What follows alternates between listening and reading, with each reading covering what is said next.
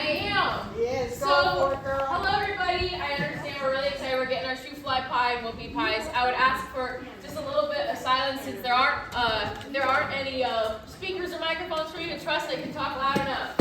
So everybody knows Porcupine Pat. No worries, he's still here. He's still working part-time. A lot of folks think he's retired. I am just working full-time now. So I'm a full-time educator, Hemlock Hannah. Now people might be thinking, hemlock, is that poisonous? One type of hemlock is, but I'm named after the eastern hemlock, which is our state tree, and poison hemlock is an invasive plant that you shouldn't eat or bad things will happen to you. Now today I'm talking about groundhogs. So anyone raise your hand if you've seen a groundhog in the wild? I have. Raise your hand if a groundhog has eaten anything from your garden. Yeah, I know they're really wonderful critters and they can make some wonderful weather predictions for us, but I'll tell you, they can be a bother. Now, anyone know how much a groundhog can eat in one sitting? A lot. They can eat 10% of their body weight. So, for an example, that would be like me eating 42 apples in one sitting. That's a lot, but they can get quite an appetite. Now, there's a couple names for groundhogs. Has anyone here heard of woodchucks? Yes, so woodchucks, how much wood, does anyone know how much a woodchuck could chuck wood if a woodchuck could chuck wood?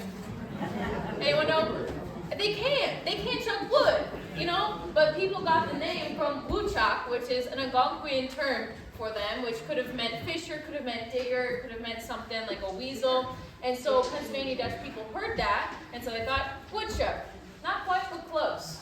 Another name for them is Marmota monax, which is their scientific name, or in Pennsylvania Dutch, groensow. Can we say that? Groensow.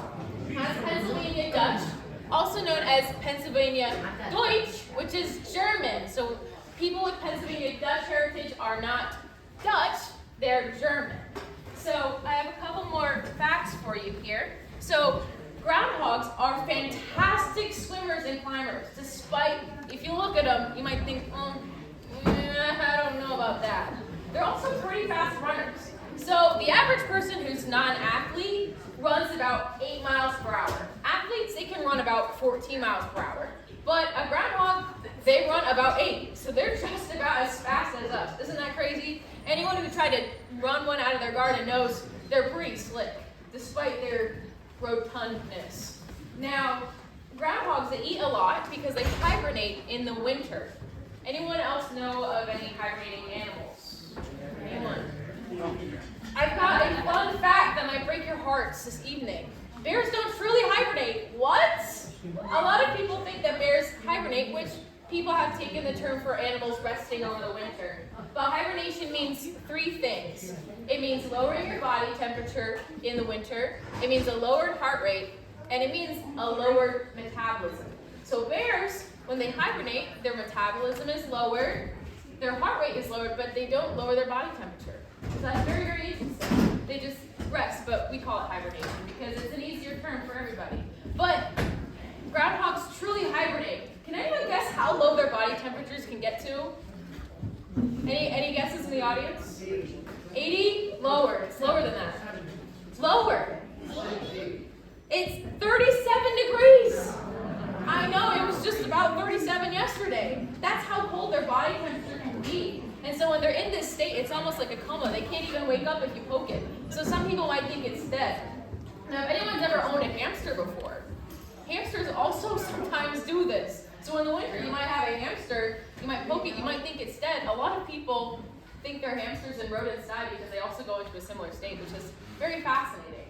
But groundhogs are also, they dig these burrows, which can be about 6 feet deep and 15 to 25 feet wide. So a lot of people who own farms think these guys is a bit of trouble because they really undermine the operation. So one cool thing about groundhogs is they can have about 1 to 12 entries, which means a lot of tunnels and a lot of, different ways. They are very cleanly creatures, so they have a chamber just for their bathroom. Isn't that interesting? And then when that gets full, they close it and they make a new one. So they're very, very cleanly creatures, which is really cool. And when they pop up, anyone else know of another rodent that pops up out of its holes? Prairie dogs. Has anyone heard the sound that they can make when they see danger? It's a whistle. Another name for groundhogs is a whistle pig. Can anyone whistle?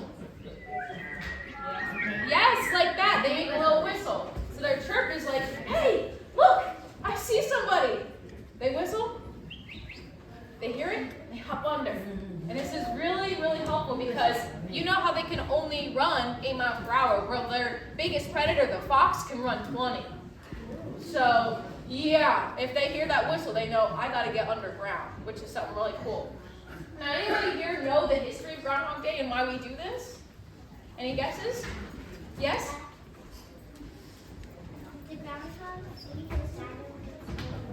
Yes, yes. And so this is a really, really cool tradition. If it sees its shadow, that means more winter. If they don't, that means more spring. But because of this, this was actually a tradition way back. So if people know Pennsylvania Dutch or Deutsch heritage, they're Germans. Back in Germany, there was a holiday called Candlemas or Lichtmas. Can we say that? Lichtmas, which means light more. And it was 40 days after Christmas, which represented Jesus being the light of the world. That's when Jesus was brought to the temple. So that's the origin of this history. And that same day would be a day where people would use a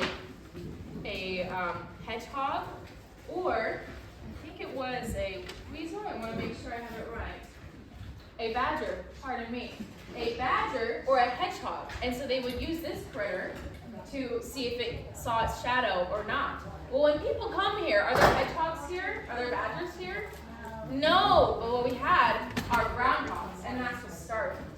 And so people started using groundhogs to see if they saw their shadow or not for a prediction. And in 1887 was the first ever recorded Groundhog Day with Punxsutawney Phil. Isn't that awesome? Now, Grover's been around for a long time. Punxsutawney Phil is 139 years old. And this tradition has spanned further back even then, but that's when it became like a Pennsylvania thing, which is really, really cool. But Grover, he's been around for some time now. I think about how many years? 20 years. Now, if you take a look at Grover here, he might look a little bit different than Punxsutawney Phil. But he's been a wonderful recycled groundhog, and since he's in this state, he has a bit more of a spiritual connection. So he has a little bit more of a accurate prediction. So sometimes Grover's predictions are not the same as Punxsutawney Phil's. They actually differ. And so we'll be hearing soon about what Grover's prediction is today. So thank you all for listening. You can look even more into the history of Groundhog Day. It has a lot of Pennsylvania Dutch roots, which is the culture of a lot of folks here, which is really, really rich, that we get to share this history and these predictions with the whole country and the whole world. It comes from right around our state and our folks. So just thought I'd share, and next time you see a groundhog, see if you can outrun it. And if you can run faster than 8 miles per hour. All right, thank you, folks.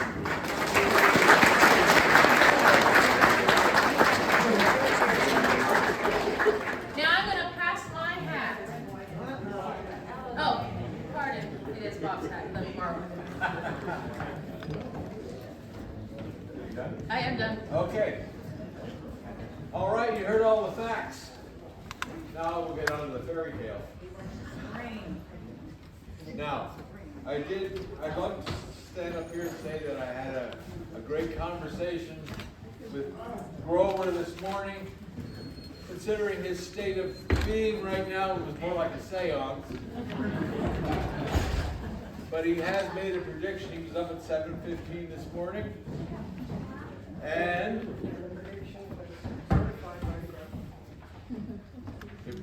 the prediction was certified by the Groundhog Board. Yes. And the Groundhog Board does not leak sawdust like he does, but we are official. Okay, here we go. Groundhogs always talk in rhyme. So this is a nice poem written anonymously by Carol. Anyhow, 'tis the day of the groundhog, 2025, and folks are waiting for Grover to arrive. The excitement is mounting. The mood couldn't be much better. as our furry, four-legged prognosticator is about to predict the weather. Grover sends a signal that he's on the way. He's been to church this morning to sing and to pray.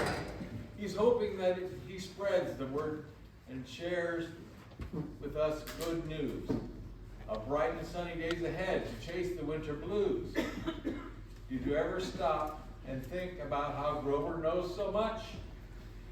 'Cause maybe he's Pennsylvania Dutch. Yes, farmers in the fields, way back in the day, relied on woodchuck wisdom to know when to plant the hay.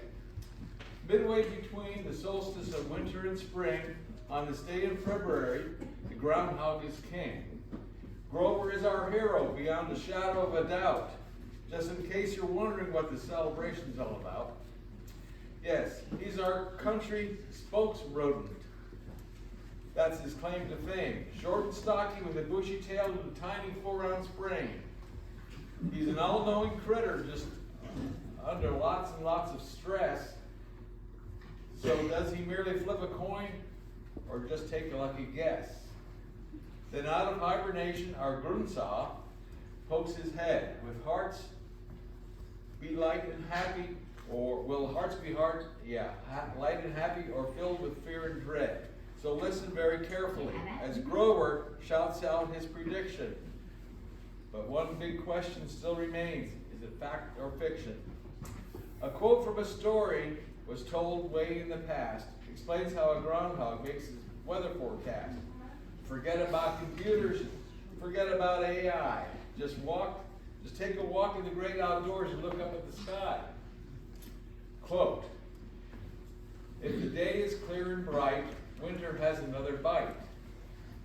If the day brings clouds and rain, winter's gone and will not come again. No matter what the outcome, there's bound to be rejection. Kind of like a lot of folks felt after the last election. So, suck it up, for the time has come for Grover's proclamation. Place your bet on what comes next, disappointment or jubilation. Drum roll, it says here. There we go. Thank you. At 7:14, the sun comes up out of the eastern horizon. But clouds roll in, meaning just one thing. Get ready to welcome an early spring.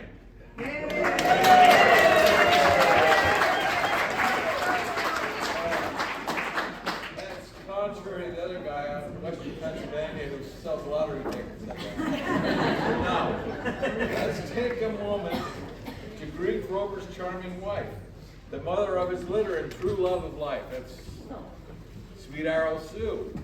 Sweet Arrow Sue stands by her man no matter what the weather. Summer, winter, fall, or spring, they'll always be together. As Grover and his family strolls back to their home, just bear with me one moment as we take a survey poll. So if you had a good time on Groundhog Day this year, clap your hands, stomp your feet, and give a rowdy cheer.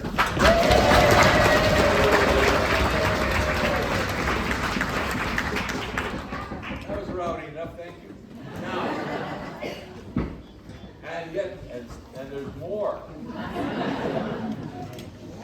Now, traditionally, he's the only groundhog in Pennsylvania that gives a Super Bowl prediction. So, before bidding Grover a fond farewell, listen up, there's one more prediction to tell. He's in the groove, he's on a roll, as Grover picks the winner of the Super Bowl. The thrill of victory or the agony of defeat. One team will win, the other one gets beat. If you're cheering for the Eagles, the victory will be swift. But not for Taylor or Kelsey. I'm sure you catch my drift. Fly, Eagles, fly, come on. The Eagles will win by 2 points in the fourth quarter.